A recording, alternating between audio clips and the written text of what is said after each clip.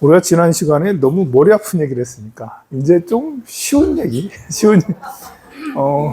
일반 상식으로 알아두면 좀 이미 알고는 있지만 모르는 사람도 있으니까 우리가 ISA 계좌 다 알죠? 모르는 사람도 있으니까 설명할게요. 이제 Individual Saving Account 해가지고 이제 그 개인 절세 계좌라고 생각하면 돼요. 절세 계좌. 세금이 세이빙이 된다. 세금이 그냥 많이 비과세까지는 아니고요. 보통 이제 금융투자 같은 게 금융투자라는 게 이제 여러 가지가 있잖아요. 주식도 있고 예적금도 있고 채권도 있는데 그 중에 이제 어떤 금융투자에서든 우리가 예적금을 하더라도 15.4% 그 이자를 떼고 주잖아요. 근데 여기에 ISA 계좌에다 넣으면 비과세가 일부 된다. 이제 내 연봉이 5천만 원 이하면 400만 원까지는 비과세. 5,500만 원 좀 넘으면 200만 원까지는 비과세. 여기다 넣고 이렇게 하면 이게 비과세가 된다. 그리고 이제 그렇지만 한도가 있어요. 워낙 상품이 너무 좋은 상품이라서 상품 얘기 아닐까요? 지금 상품이 너무 좋아서 한도가 있어요. 그래서 1년에 2천만 원 이상은 넣을 수가 없어요. 그래서 총 1억 이상도 할 수가 없죠. 이렇게 만약에 이제 배당금을 받는다. 여러분들이 투자를 해서 펀드나 아니면 주식 또는 다른 거에서 배당금을 받는다. 배당 15.4% 떼고 원천징수하고 들어오거든요. 근데 이 계좌라면 9.9%나 9%밖에 안 된다. 많이 좀 적게 세금을 많이 절세 계좌라 할 수가 있죠. 아까 말한 대로 400만 원이나 200만 원이면 아예 비과세다라고 할 정도로 그래요. 근데 이제 그래서 이 계좌는 여러분들이 누구나 다 갖고 있는 게 좋고요. 이것도 은행에서 나오는 ISA 계좌가 있고 증권사에서 나오는 ISA 계좌가 있어요. 이걸로 이제 다 투자를 할 수가 있어요. 리츠를 할 수도 있고 주식 할 수도 있고 펀드 할 수도 있고 그리고 이제 채권 같은 거 할 수도 있고 이거 ISA 계좌로 다 가능하다. 그리고 이제 두 번째 IRP 계좌. IRP 계좌도 연금 계좌라고 하는데요. 이 연금 계좌들도 여러분들이 그냥 필수로 ISA 계좌도 만들어 놓고 1년에 2천만 원씩 1년에 2천만 원 생기기도 어렵지만 이제 넣고 해서 1억까지 안 되니까 괜찮고요. IRP 계좌는 이제 그 직장인들은 누구나 다 갖는 계좌예요. 왜냐하면 퇴직금을 할 때는 무조건 이 계좌로 받거든요. 퇴직금을 받을 때 이제 연금식으로 받기도 하고 아니면 일시불로 받는데 일시불로는 절대 받지 않는 게 좋겠죠? 내가 퇴직금을 받는데 일시불로 그냥 다 땡겨서 쓸 거야 라고 하면 그 사람하고는 이혼하는 게 좋습니다. 별로 바람직하지. 우리가 안정적으로 살아가는 게 얼마나 중요한데요. 여러분들이 부자하면 얼마 정도가 부자인 것 같아요? 현금이 어느 정도 있어야지 부자인 것 같아요? 현금 20억 있어야지 부자인 거야? 우리나라에 10% 안에 10% 우리나라 이제 중위소득은 중위소득이 아니라 중위재산은 2억 정도 돼요. 2억 정도. 그리고 8억이 넘으면 10% 안에 들어요. 8억이 넘으면 10% 안에 들어요. 그러니까 10억은 7, 8% 정도 된다는 거죠. 5% 안에 들려면 18억 정도 들면 5% 안에 들어요. 그러니까 우리는 가만 보면 굉장히 부의 기준을 너무 높여놓고 살고 있어요. 여러분들이 20억 부자는요, 이거 진짜 부자 맞아요. 20억은 이렇게 4% 안에, 3%, 4%입니다. 이거는 진짜 큰 거예요. 내 노후 자금을 얼마만큼 상정해놓고 살아갈까? 내 노후 자금의 목표, 20억 이런 거 하지 마세요. 내 노후 자금 10억 아닙니다. 내 노후 자금 5억도 많은 거예요. 5억도 부자인 거예요. 3억도 부자인 거예요. 적은 게 아니에요. 내 노후 자금. 여러분들 국민연금도 받잖아요. 그냥 소박하게 1억. 내 노후 자금 1억이라고 생각해도 돼요. 물론 60세부터 1억이라면 좀 그럴 수 있지만 70 넘어서부터는 그냥 내가 1억만 있어도 괜찮겠다. 이게 여러분들이 그 투자에 실패하는 여러 가지 이유 중에 하나가 이 자산 상정을 하지 못했기 때문에 그래요. 자산 상정을 내가 5억 정도 현금 정도 돼야지 내 노후를 완벽하게 해놓을 수 있는 거야 라고 생각하기 때문에 내 소득은 해봐야 나 통장에 2천만 원밖에 없는데 이거 어떻게 5억 나중에 어떻게 5억 만들지? 그러니까 이제 이거 그 엄청 수익률 높은 곳으로 베팅을 하다가 이제 주로 하는 것이 친구의 친구를 이렇게 해가지고 이렇게 어디서 이상한 소문을 듣고는 이제 그거 넣으면 금 투자 이렇게 하면 얼마씩 10%씩 15%씩 준다는 말 듣고 그냥 넣어가지고 날려버리는 경우 많거든요. 그게 다 욕심 때문에 그런 거예요. 내 노후에 60대 초반은 2억이면 충분하겠다. 또 1억도 괜찮다. 5천만 원도 괜찮다. 영어 없는 사람도 있겠지만. 근데 조금 있는 사람은 야, 1억, 2억인데 이거 가지고 안 될 것 같아. 5억이 돼야 돼. 사실 5억 정도의 이렇게 연금을 정도로 가지고 있다라는 거는 우리나라에서도 그냥 10% 안에, 아니 5% 안에 드는 사람이라 할 수가 있어요. 그래서 대단한 부자예요, 사실은. 세계적으로 봐도 대단한 부자예요. 대한민국에서도 대단한 부자예요. 우리가 모르고 있는 거야. 너무 여기 이런 건 생각을 안 하고 너무 기준이 높았어. 생각을 해봐요. 70이 넘은 사람이 쓰는 비용이 얼마나 많겠습니까? 골프 치러 다닐 거야? 70 넘었는데? 그럴 수도 있겠지. 하던 게 있어가지고. 줄이시고 절에 다니세요. 절에 다니세요. 70 넘으면 그냥 무조건. 여행도 해외여행 1년에 한 번밖에 더 가지고 1년에 뭐 3번, 4번 해외여행 가겠어요? 그래서 이때 70 넘으면 연금도 나오고 국민연금 넣어놨으니까 나오죠. 그러니까 70 넘은 사람 1억만 있어도 또 이제 어지간해서는 또 무슨 보험 같은 것도 들어오는 것도 있잖아. 그래서 요양원에 들어가는 비용도 많이 나와요. 거기 보험에서도 나오고 이렇게 많이 비싼 게 아니에요. 또 이렇게 국민건강보험료에서도 나오고 장기요양에서도 다 나오고 하거든요. 그래서 내가 1억만 있어도 70 넘은 사람은 충분하다, 사실은. 근데 우리는 어쨌든 집을 가지고 있으면 내가 집이 내 앞으로 돼 있다. 그냥 안전하다고 생각을 하세요. 70 넘으면 집을 팔아요, 그냥. 집을 팔아서 현금화를 해놓으세요. 그래서 내가 20년 동안 이걸 그냥 이렇게 쓰고 저렇게 쓰고 해야겠다라고 내가 자식에게 물려줘야겠다 이런 생각 해도 좋지만 어쨌든 연금 운용은 각자마다 하는 거예요. 다만 저는 기준을 여러분들 많이 낮추자. 그래서 IRP 계좌 이런 것들은 IRP 계좌를 만들어 놓고 내가 어디 투자는 이제 이렇게 여윳돈 가지고 하는 거지. 필수 자금은 그냥 묶어놔야 되거든요. ISA 계좌나 IRP 계좌에 묶어놓고 여기에서 나오는 수익률 어쩌고저쩌고 하는 이런 것들을 해야 되는 거죠. 여기에 이게 IRP 계좌가 좋은 게 직장인들은 정말 좋아요. 소득 공제가 그냥 돼요. 소득 공제가. 그래 16%인가요? 13%인가요? 12%인가? 그래서 이것도 한계가 있는데 900만 원 한계 내에서 1년에 소득공제를 해줘요. 16%인가 해줘요.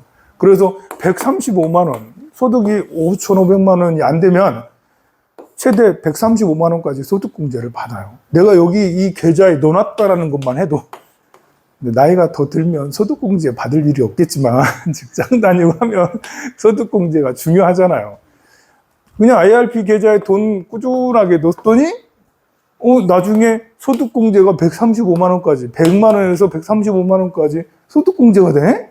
야, 이거 완전 꿀이잖아요. 이런 계좌가 있어요. 그래서 IRP 계좌도 만들고 ISA 계좌도 만들고 ISA 계좌는 그냥 한 사람이 하나밖에 못 해요. IRP 계좌는 여러 개 할 수가 있는데 그래도 하나가 정도는 가지고 운용을 하는 게 좋다. 연금에 대해서 이제 이번에 국회에서 참 몇 개월 동안, 몇 년 동안 계속 연금 개혁을 막 끌고 와가지고 보험료율이 기존에는 9%에서 소득 대체율이 40%였잖아요. 여러분들이 소득에서 9%를 이렇게 연금으로, 국민연금으로 계속 넣었어요. 직장인들은 뭐 얄짤없지. 개인 사업자는 뭐 이렇게 이걸 조정을 할 수가 있겠지만 직장에서 원천 징수해가지고 9% 떼고 나와야 되는 거니까 엄청 억울하죠, 직장인들은. 근데 나중에 소득 대체율은 40% 받는 거였는데 이렇게 하면 2050년이 되면 고갈이 돼요. 50년도 안 돼가지고. 그래서 요것들을 이제 공론화 과정을 통해서 바꿔가지고 13% 내는 거. 야, 9%에 13% 너무 많이 낸다. 그죠? 그리고 받는 것도 올리려고 하더라고. 받는 것도 44% 또는 45%. 어느 게 더 나을까요? 44% 받는 게 더 나을까요? 45% 받는 게 더 나을까요? 많이 받는 게 좋겠죠? 그러면 뭐 이렇게 되면 2060년, 62년, 63년이면 고갈된다라고 그래요. 자, 이거는 이제 국민연금관리공단에서 매년 수익률이 한 4에서 5%에 할 때 얘기를 하는 거예요. 국민연금관리공단에서 매년 수익률이 10% 이상이면 2062년 아니죠. 80년, 90년까지도 갈 수 있겠죠. 국민연금에서 일을 잘해야 돼. 우리나라 국민연금 일을 못하는 건 아니에요. 보통 평균 한 6% 정도 하거든요. 그러니까 못하는 건 아니에요. 근데 수익률이 좀 6% 올라갔다가 또 밑으로 내려갔다고 그러는데 더 잘해서 10% 돈을 좀 많이 주더라도 국민연금 관리하시는 그 펀드 매니저 이런 분들을 좀 비싼 돈을 주고 진짜 세계적 유능한 사람들을 동원해서 한 사람에게 100억 꽂아줘도 괜찮다. 500억 줘도 된다. 연봉이 500억에도 상관없다. 왜냐면 10%까지 올리면 그 훨씬 더 이익이니까요. 그러려면 이 국민연금이 관리공단이 이 지점을 또 많이 둬야 돼요. 세계적으로 확산을 시켜야 되거든요. 우리는 지금 전주로 이사 갔죠? 전주에 있습니다. 총 본사가. 국민연금공단이 전주에 있는데 본사를 이전하다는 건 아니고 지점을 뉴욕에 월가에 좀 한 100명 정도 투입 글로 보내고 또 뉴욕 런던에도 한 150명 정도 보내고 이제 동남아시아는 이제 싱가포르로 다 이동했기 때문에 싱가포르로도 한 50명 이렇게 보내고 홍콩도 아직 남아있으니까 한 30명 보내고 그래서 이런 펀드 매니저들 유능한 사람들을 잔뜩 뽑아가지고 각 지역의 지금 금융 허브 쪽으로 다 진출을 시켜서 해야 돼요. 왜냐하면 투자라는 게 현장에서도 중요하잖아요. 거기 분위기가 금융 허브 지역에 월가에 가야지 그 레이다일리오 만나고 누구 만나고 이렇게 하면서 지난 커피숍에서 누가 이렇게 지나가면서 얼굴 보고 누구 어디 이렇게 하면서 이렇게 하잖아요. 그러다 보면 이번에 어디 원유 거기 투자했는데 이번에 뭐 구리 어디 투자했는데 같이 좀 하지 이러면서 그렇게 될 수가 있는 것이 그런 금융 허브 지역에도 할 수가 있는 거거든요. 그러니까 지역에서 여기서 한 비 날고 겨봐야 좀 어려워. 어쨌든 우리 국민연금들이 10% 이상 쫙 올리면 그러면 이렇게 44%, 45% 받아도 50%까지도 받아도 되지 않겠어요? 그런데 지금의 이런 수익률 가지고는 44% 너무 도둑이다. 만약에 이 연금을 개혁을 하지 않으면 지금 여러분들의 이제 지금 막 태어난 신생아 5살, 10살 이런 나이들은 나중에 20대, 30대가 돼서 직장 다니면 보험료율이 30%가 넘어야 돼요. 고갈이 이렇게 빨리 되니까. 생각을 해보세요, 여러분들. 여러분들은 어렸을 때 연금을 얼마큼, 국민연금을 얼마큼 낸 줄 알아요? 국민연금이 80년대 후반인가 이때부터 만들었거든요. 처음 만들 때는 3%였어. 소득의 3%를 냈어. 그러다가 몇 년 지나서 이걸 올려가지고 6%를 올렸습니다. 90년대 초중반에 올렸어요, 6%로. 그러다가 90년대 후반인가 2000년대 초반에 12%까지 올린 거예요. 이걸 3, 6, 9, 12, 아니 9%까지 올린 거죠. 3, 6, 9, 12까지 갈라겠어. 그런데 이제 20년째 지금 이제 못 가고 계속 9에서 12까지 못 간다. 연금 개혁을 못하고 계속 실패한 거예요. 그러니까 사실 여러분들 어렸을 때 20대, 30대 때 연금을 3%, 6%밖에 안 냈단 말입니다. 그걸로 집 사고 다 한 거예요. 그걸로 저축하고 한 거예요. 만약에 우리 자식들, 손주들이 30% 이상, 35%를 연금으로 낸다고 해봐요. 돈 쓸 돈이 어디 있어요? 모을 돈이 없어요. 모을 돈이. 여러분 직장 다니는 사람들은 다 강제로 막 원천징수 하잖아.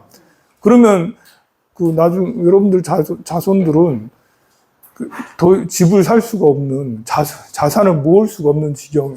연금 많이 내면 어쩔 수 없이 그 주머니가 쪼그라들 수밖에 없어요. 그래서 이제 바꾸려고 해서 열심히 13%까지, 그래 13% 저도 굉장히 찬성합니다. 엄청 좋아. 근데 44% 너무 욕심 차리는 거 아닌가? 다시 그냥 본래대로 40% 해야 되는 게 아닌가? 여러분들께서 자식들에게 돈을 많이 주고 있다는 건 알아요.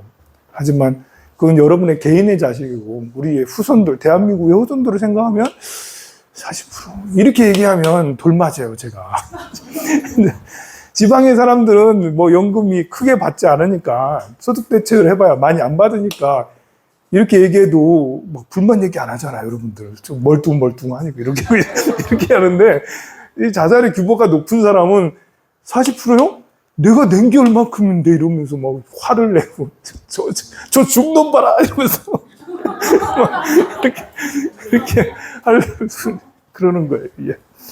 그래서 어려운데 어쨌든 저는 그렇게 주장을 하고 있어요.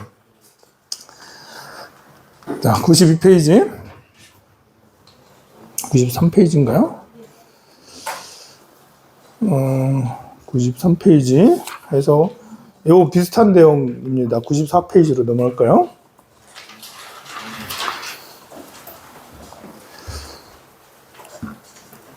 혹은 연부제에서 어머니의 태중에 들어 부모들은 아들을 낳았다고 생각하지만 이 몸은 언제나 애욕이 화합하여 생기는 것이 아니니 나는 한량없는 옛적부터 애욕을 여기었으며 나의 몸은 즉시 법신이지만 세상을 따르느라고 태중에 드는 것을 보였느니라. 우리가 이제 이렇게 나중 노후나 이렇게 그렇게 노후 자금을 쌓아놓지 않아도 그래도 이렇게 행복할 수 있는 거는 황룡사가 있어서 그래서 괜찮아. 근데 제가 꿈꾸는 세상은 여러분들이 한 푼도 없어도 절에 황룡사에 30년 다녔는데 그래 좀 해주는 게 있지 않겠어요? 제가 뭐 그렇게 악한 사람이 아니잖아요. 근데 절에 다니면 그냥 절에 이렇게 먹고 자고 하는 이런 것들을 다 제공이 되고 하면 얼마나 좋겠어요. 그 목표를 향해서 이제 계속해서 나아가려고 하고 있거든요. 그러니까 여러분들 너무 걱정하지 마시고 내가 이렇게 돈이 한 푼 없어서 깡통인데요. 그렇게 너무 걱정하지 마시고 자살할 생각 하지 마시고 꼭 든든한 황룡사가 있으니까 몸만 건강하시면 돼요. 몸만 건강하시면 하다못해 휴지라도 줍고 계단이라도 쓸고 할 수가 있잖아요. 그것도 요즘엔 돈 많이 들어요. 그러니까 그런 게 절에 와가지고 이렇게 나중에 이렇게 70이 넘고 80이 되고 이렇게 되면 그냥 절에서 그냥 살아야지. 그러면 저는 이제 방을 제공할 수 있는 사람이 돼야지. 이런 생각을 가지고 이제 할 수 있으니까 그러니까 걱정하지 마세요. 그래도 우리 100살까지 건강하게 살자고. 자, 나의 몸은 이제 즉시 법신이지만 세상을 따르느라고 태중에 드는 것을 보였다. 법신이지만 세상을 따른다고 여러분들을 교화하기 위해서 그래서 태중에 들었고요. 연부제 린민이원, 린민이원이라 했네요. 마야 부인의 태로부터 나고 나서는 동쪽으로 7걸음을 걸으면서 말하기를 인간 천상이나 아수라 중에 내가 제일 높다라고 그렇게 한 것도 또 부모나 천상 사람이 세간의 사람들이 보고 기뻐하여 희유하다는 생각을 내고 그 사람들이 나를 악이라고 하였지만 그거는 나의 몸은 한량없는 옛적부터 이런 몸을 여의었어. 이건 아니었어. 벗어났어. 그러나 여의었으니 이 몸은 곧 법신이요 살이나 피나 뼈로 된 몸은 아니지만 세간의 중생들을 따르느라고 악의인 듯 보였다라고 방편으로 보였다. 남쪽으로 7걸음을 걸은 것은 한량없는 중생의 가장 좋은 복밭을 보인 것이다. 서쪽으로 7걸음 걸은 것은 나의 일이 끝나고 늙고 죽음이 없는 나중 몸임을 보인 것이고 북쪽으로 걸은 것은 모든 생사에서 뛰어남을 본 거고, 동쪽으로는 중생이 길잡이가 되고, 내 감방으로는 가지가지 번뇌와 네 가지 막원의 성분을 끊어 없앴고, 그래서 열영구 정변지 이론을 보인 것이고, 위로 이렇게 걸은 것은 부정한 물건을 들이지 않는 것이 허공과 같음을 보인 것이다. 아래로 걸은 것은 법비로서 지옥의 불을 끄고 중생들로 하여금 편안한 낙을 갖게 하며 계획을 파니에게 서리와 우박을 지어 보인 것이다. 그렇게 해서 했다랍니다. 연무제에서 난 지 7일 만에 머리카락을 깎자. 사람들은 내가 어린 나이로서 처음 머리를 깎았다 하지만 천상인간의 사람이나 마왕 파수이나 사람들은 나의 정수리를 볼 수 없다. 부처님은 정수리가 너무 높아서 볼 수 없다라고 그래요. 부처님의 정수리는 아무도 볼 수가 없대. 그런데 자존심 상하게 아기였을 때는 뭐 머리 깎을 때 다 봤잖아. 이제 그게 아니다. 이제 그 얘기를 하는 거죠, 지금. 칼을 잡고 나의 정수리를 잃을 수가 없느니라. 나는 한량 내적부터 머리나 수염을 깎았건만 세상 법을 따르느라고 머리를 깎은 것이며, 내가 난 뒤에는 부모가 나를 데리고 천신의 사당에 들어가서 나를 마해수라천에 보였더니 그렇게 했답니다. 그런데 마해수라가 나를 보고 합장하고 공경하여 한쪽에 서 있었다. 나는 벌써 한량없는 것 동안에 천신의 사당에 들어가는 일을 여의었건만 세상 법을 따르느라고 이런 일을 보인 것이다. 세상 일을 따르기 위해서 이런 일을 보였다. 연부제에서 귀 깬 것을 모든 중생으로 나를 귀를 깰 리가 없지만 나는 새 중생의 법을 따르느라고 이러는, 귀에 귀걸이 한다고 귀를 깨고 막 이러잖아요. 중생의 법을 따르느라고 그렇게 그럴 필요가 없잖아요. 여러 가지 보배로 사자 귀걸이를 만들어 귀를 장엄했으나 나는 벌써 한량 예적부터 장엄하는 일을 할 필요가 없었다. 그래서 벗어났다. 세상 법을 따르느라고 이런 일을 했고요. 글방에서 글을 익힌 것도 역시 세상 일을 따르기 위해서 할 필요 없었는데 그렇게 했고, 코끼리를 타고 말을 달리고 씨름을 하고 이런 것들도 역시 세상 일을 따르느라고 그렇게 한 거고요. 태자로 태어나매 중생들은 내가 태자가 되어 오용락으로 즐겁게 낙을 받은 줄로 알지만 나는 한량없는 예적부터 오용락을 여의었어요. 세상법에 따르느라고 이런 일을 보였죠. 관상쟁이가 나의 상을 보고 출가하지 않으면 전륜왕이 되어 연부제 임금이 되리라 했는데 난 전륜왕이 될 필요가 없었어. 그래서 궁녀 오용락을 여의었으며 늙은이 병든이 죽으니 사문을 보고 출가하여 도를 닦으니 중생들은 실달다 태자가 처음 출가했다 하거니와 나는 벌써 한량없는 예적부터 출가를 했다는 말입니다.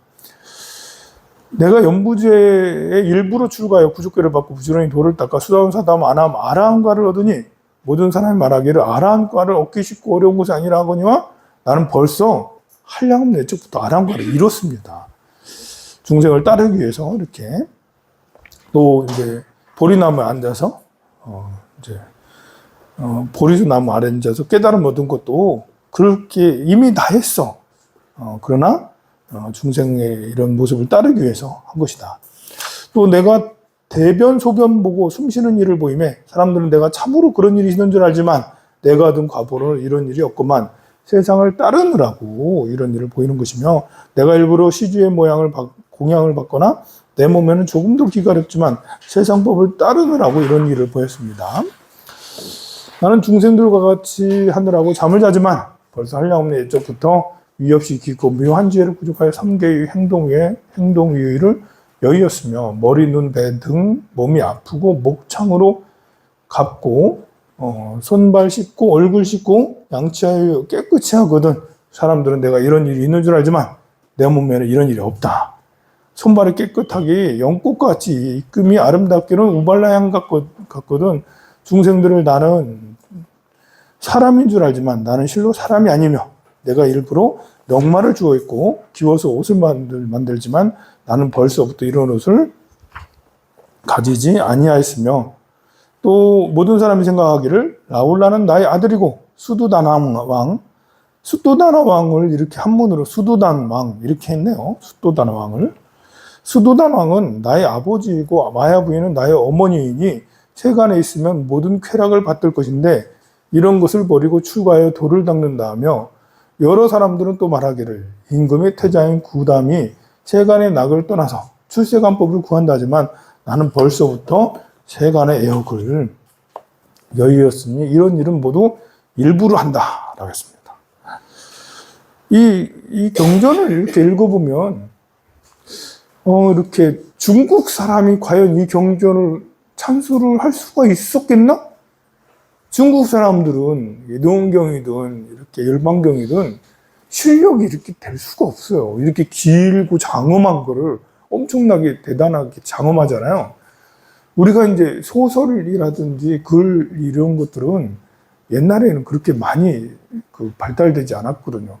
그러니까 최초의 소설, 뭐 근대 소설이라 할 수 있는 이제 돈키호테, 몽테스큐 해가지고 돈키호테라고 할 수가 있거든요. 이 돈키호테가 나오면서 그 이후에 소설들이 엄청나게 발전을 하게 되는데, 그게 이제 13세기, 14세기, 15세기 이때거든요, 보면. 근데 이거는 지금 2000년 전에, 아무리 부처님 이제 그때는 안 했고, 기원 후 뭐 3세기, 4세기에 만들었다 하더라도 거의 2000년 전에 쓰여진 거잖아요. 2000년 전에 쓰여진 문장치고는 너무 대단하지 않아요? 아주 훌륭하고, 또 부처님의 그런 이제 일대기 이런 것들이 여기에 다 나오면서 그것들을 다 이렇게 표현을 하는 것은, 보통이 아무리 뛰어난 용수보살이라 하더라도 이렇게 하기가 어렵다. 그러니, 이런 열반경이나 뭐 노원경 이런 것들은, 야, 스님들이 만든 거다. 이렇게 하기에는 이 정도 대단한 스님이면 그냥 부처 아닌가? 이 정도 이렇게 깨달음의 상태를 묘사하고 이렇게 설명하고 하는 이 정도면 그냥 부처지 뭐. 그러면 부처님이 영원 아주 오래 전에 구원급 전에 구자가 오래 구자예요. 근원 원자고 아주 오랜 급 전에 구원급 전에 이미 성부를 하셨어. 열반에 드셨어요. 부처님 열반 하셨어요? 자, 열반하면 없어졌냐? 그 우주는 하나가 돼서 그냥 아무것도 없냐? 아니라겠죠? 열반 사덕 얘기했죠? 상, 락, 아, 정이죠. 상락, 아정이기 때문에 시간과 공간을 초월의 어떤 존재가 되어 있어요. 그래서 우리에게 시간과 공간을 초월해서 부처님 치력굴에서 부처님 말씀을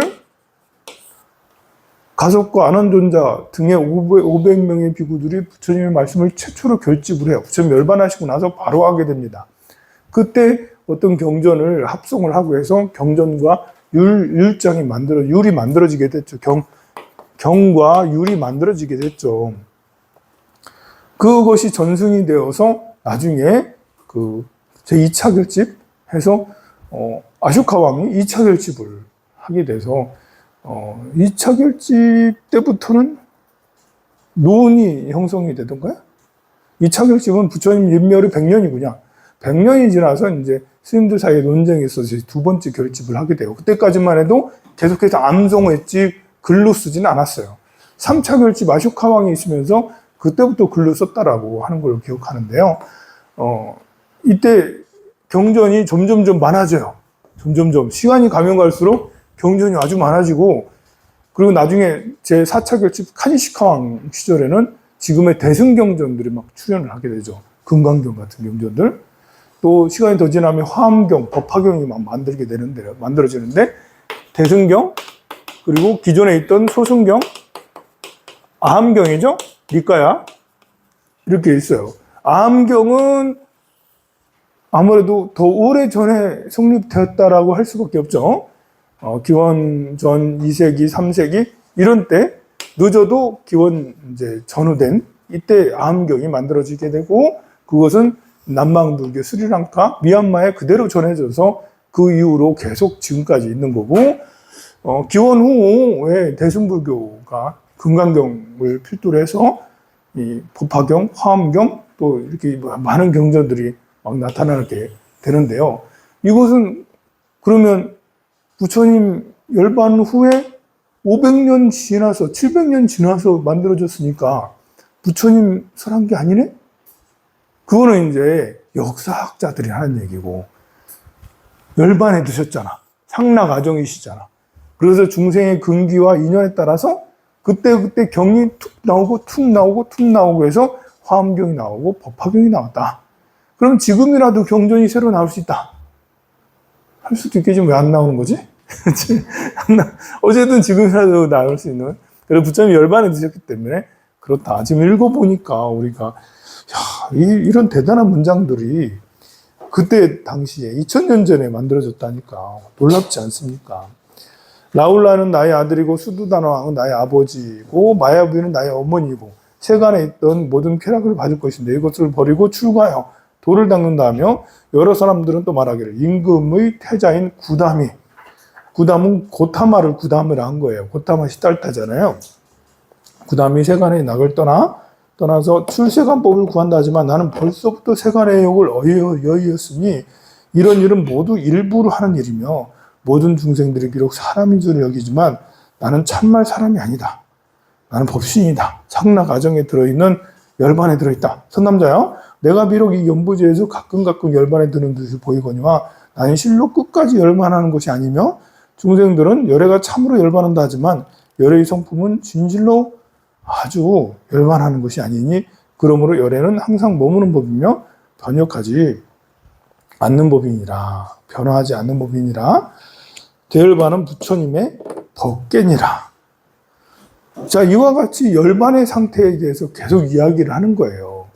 열반의 상태에서 대해서 잘 이해를 못하니까 자꾸 영혼이 없다, 윤회가 없다, 이렇게 자꾸 이런 이야기들이 계속 되는 거고, 이제 무함만 자꾸 이야기하고 그렇게 되는 것이죠.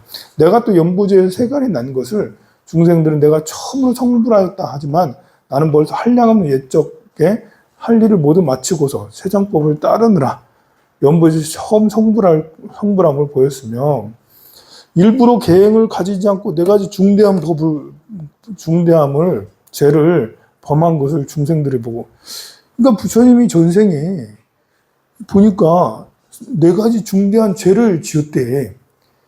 그러니까 지금까지는 좋은 것만 다 얘기했어요. 이제부터는 나쁜 게 나옵니다. 사중죄, 사바라이죄를 지었다. 성적 문제, 또는 살수행의 문제, 그리고 거짓말의 문제, 이런 것들을 다 했다. 했어. 부처님도 했어요. 그런데 그래 나보고 재범했다 하지만 나는 벌써부터 한량없는 예적부터 계행을 굳게 가지고 깨뜨린 적이 없다. 근데 왜 깼지? 깨뜨린 적이 없지만 중생의 모습을 따르느라 허상의 모습을 보인 거죠. 방편의 모습을 보인 거지 진실로 그런 건 아니다. 내가 또 연부제에서 일천제가 되었거든. 사람들이 보고 일천제라 하지만 일천제라는 것은 약간 의미심장한데요. 일천제는 두 가지 종류가 있어요. 일천제. 첫 번째 종류는 이제 모든 공덕을 회양을 해. 스스로 다 태워버려. 공덕을 다 없애. 내가 공덕을 엄청나게 많이 지었어요. 500생 동안 쉬지 않고 남을 위해서 노력했어. 근데 그 공덕을 모두 다 회양하고 태워버려.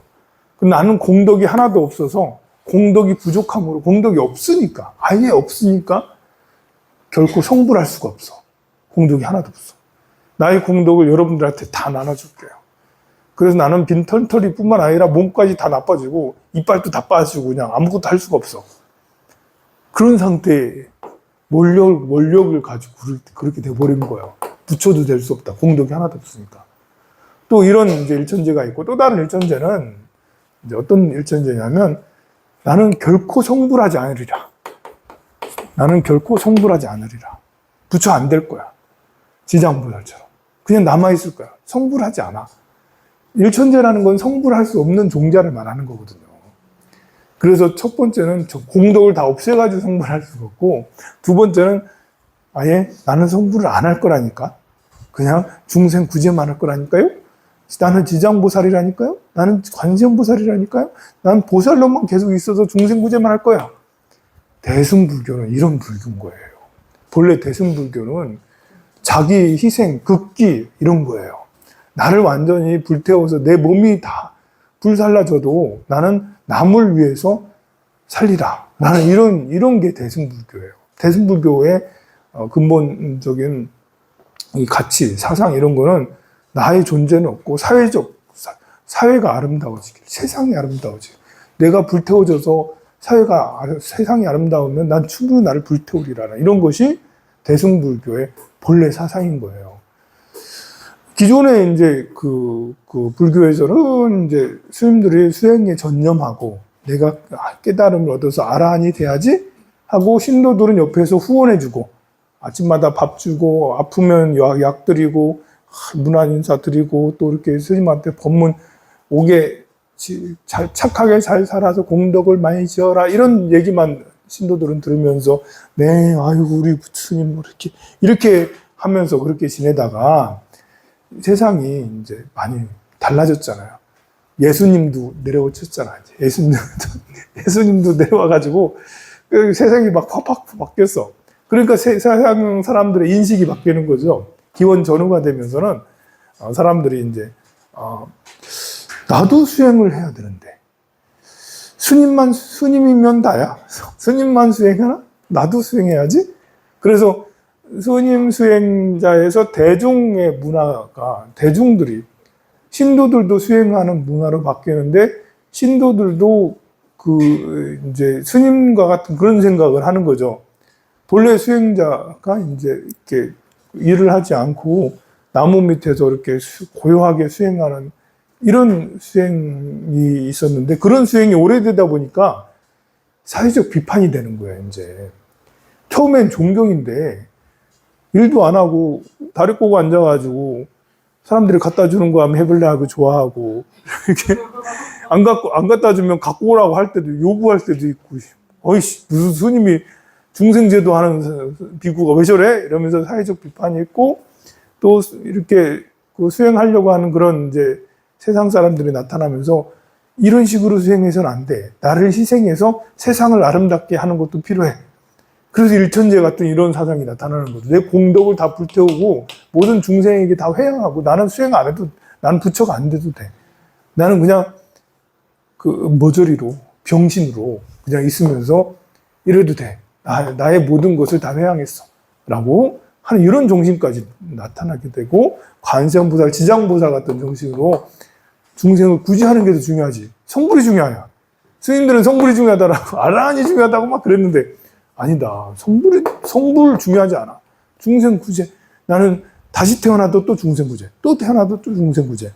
이런 숭고한 정신 세계로, 숭고한 수행의 세계로 나아가는 게 대승불교였다는 거죠. 엄청나게 대단한 이제 종교적 성장이라 할 수가 있는 거예요. 그래서 이제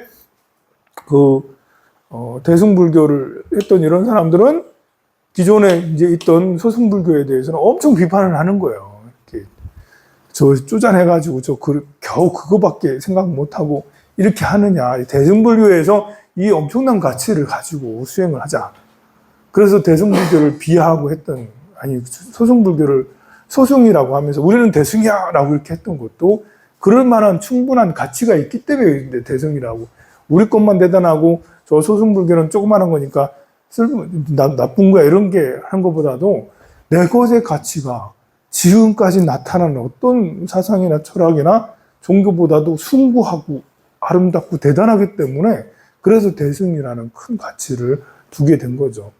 그 대승 가치를 이제 갖게 하는 가장 큰 그 대승의 철학, 그 주요한 철학이 열반경이나 법화경에 들어있는 거예요. 그것이 부처님은 이미 오래전에 성불했다. 그래서 방편으로 세상에 나타난 것이다. 라고 하는 이런 부분이 이제 대승의 이런 내가 희생할 수 있고 내가 남을 위해서 이렇게 평생을 할 수 있는 이런 그런 가치를 제공해주는 거라 할 수가 있는 거죠. 자, 그래서 일천제 나왔습니다. 일천제가 되었거든. 사람들이 보고 일천제를 하지만 나는 실로 일천제가 아니니 만일 일천제였다면 어떻게 안욕 따라 삼藐삼부를 이뤘겠느냐. 또 내가 연보제에서 일부러 화합승을 파괴하거든. 이제 스님들의 무리를 깬 거예요. 수행 못하도록 화합승을 파괴하거든. 중생들은 내가 참으로 화합승을 파괴한 줄 알지만 내가 보기에는 천상과 인간에서 화합승을 파괴할 리가 없으며 또 연보제에서 바른 법을 수호하거든. 사람은 내가 바른 법을 수호했다고 이상하게 여기지만 부처님들이 의뢰 그러는 것이어서 이상하게 할 것이 아니며 또 연보제에서 마음 파수도로 나타난대. 이게 뭐지? 파순으로도 부처님이 나타난 거예요. 파순도 부처님이네? 마왕도 나타나거든. 여러 사람들이 나를 파순이라 하지만 나는 벌써부터 오래도록 마군의 일을 여의어서 깨끗하기 연꽃과 같으며 내가 또 연보제에서 여인의 몸으로 성불하거든. 사람들은 보고 여인의 안익따라 삼백성불을 이뤘다고 신기하게 여기지만 열애는 끝까지 여인의 몸을 받지 않았고 많은 중생들을 조복하기 위하여 여인의 모양새를 나타낸 것이며 모든 중생을 불쌍히 여기어서 여러 가지 모양을 보이는 것이니라. 또 내가 연부제에서 일부러 사취에 태어나거니와 나는 오래전부터 모든 관례에서 인을 끊었으므로 인연의 업으로 사취에 낳는 것이 아니고 중생을 제도하느라고 그 가운데 난다. 중생을 제도하기 위해서 이렇게 태어난다라는 것입니다. 내가 또 연보제에서 범천왕이 되는 것은 범천을 섬기는 이들로 하여금 바른 법에 머물게 하며 참이 아니거늘 중생들은 모두 내가 참말 범천왕이라고 하나니 하늘의 모양을 나타내고 천신의 사당의 두루함도 그와 같다 그랬습니다. 또 기생집에 들어가거니와 이것도 있잖아요. 기생집에 들어간다. 실로 탐욕이 없고 깨끗하게 연꽃 같았으며 음욕을 탐하고 여기에 반하는 중생을 위하여 내 길거리에서 묘한 법을 말할 적에 나는 더러운 애욕이 없었지만 그래서 이제 그렇지만 그래도 들어갔다. 색시집에 내가 여인을 두한다고 생각하며 내가 또 연부제에서 일부러 계집종의 집에 들어가는 것은 그들을 교화하여 바른 법에 머물게 한다 라는 그런 것입니다. 또 내가 연부제에서 가르친 스승이 되는 것은 아이들을 교화하여 바른 법에 머물게 하려고 하고요. 술 마시고 노름도 했네요. 부처님이 술 마시고 노름도 하고 그리고 가지각색으로 내기도 하고 다투는 일을 또 싸우기까지 했네요.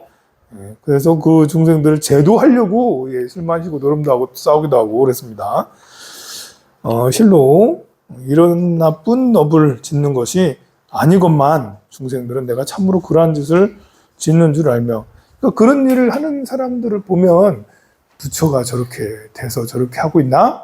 라고 이제 여러분들이 이제 온갖 나쁜 일을 하는 사람을 봐도 대승경전을 읽고 나면 저 사람도 부처인가?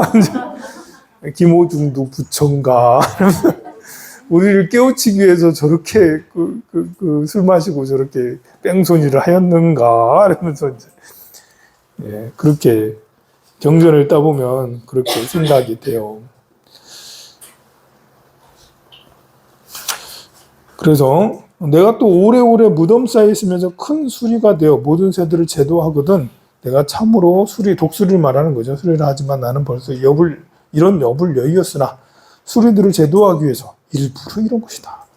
또 큰 장자가 되는 것이 한량없는 중생들을 안정시켜 바른 법에 머물러 하는 것이며 또 모든 왕과 대신의 왕자와 세상이 되는 모든 사람들 중에 제일이 되어 바른 법을 수행하기 위해서 임금의 지위에 있는 것이다 했습니다. 자 이렇게 했고요. 그 다음에 99페이지로 넘어가서 첫 번째 줄 선남자야 그대는 등불이 꺼지면 간 곳이 없으니 열애도 그와 같아서 한 번 멸도하면 간 곳이 없으리라 라는 그런 말 하지 말라.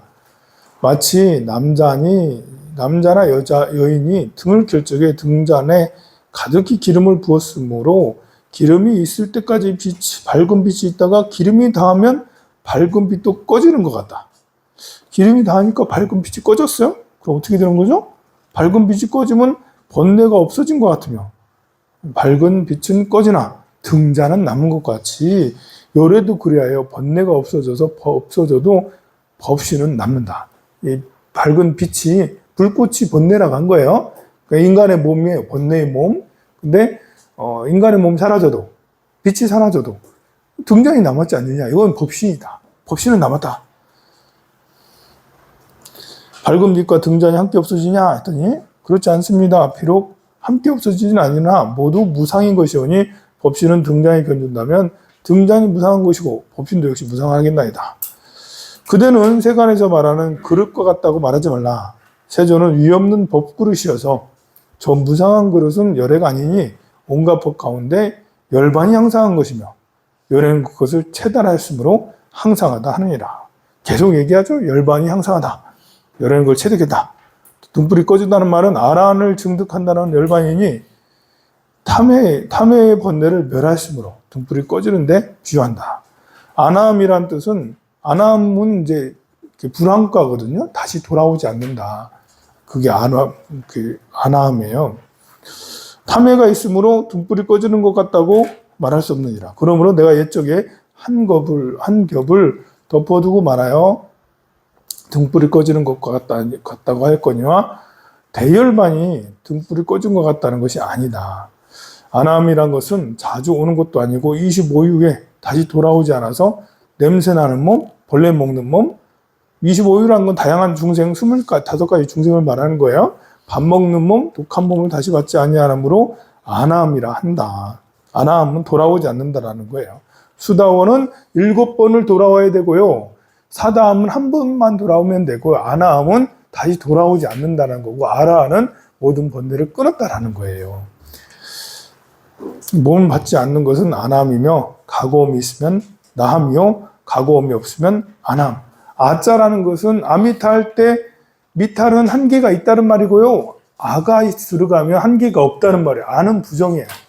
그러니까 아, 나함, 아, 미타. 미타는 한계가 있다. 나함은 돌아옴이 있다. 나함이라는 건 돌아옴이 있다. 미타는 한계가 있다. 근데 앞에 접두사가 아니까 반대. 돌아옴이 없다, 한계가 없다. 무량수불, 무량수, 무량광, 아미타불. 그러니까 미타불 이러는 거 아니에요. 아미타라고 해야지 맞는 거지. 미타함 이러면 한계가 있는 절. 이제 미타행 이런 한계가 있는 행. 분명히 미타행이야. 한계가 있는 행. 뭐야? 근데 이제 우리는 이걸 잘 모르기 때문에 이제 아를 생략하고 미타함 이렇게 하는 거예요. 원래 그러는 게 아니고요. 아라는 것은 부정입니다. 나함이 아니다. 미타가 아니다. 라는. 그러니까 돌아옴이 있는 게 아니다. 돌아옴이 없다. 한계가 있는 게 아니다. 한계가 없다. 이렇게 되는 거죠. 여기까지 하도록 하겠습니다.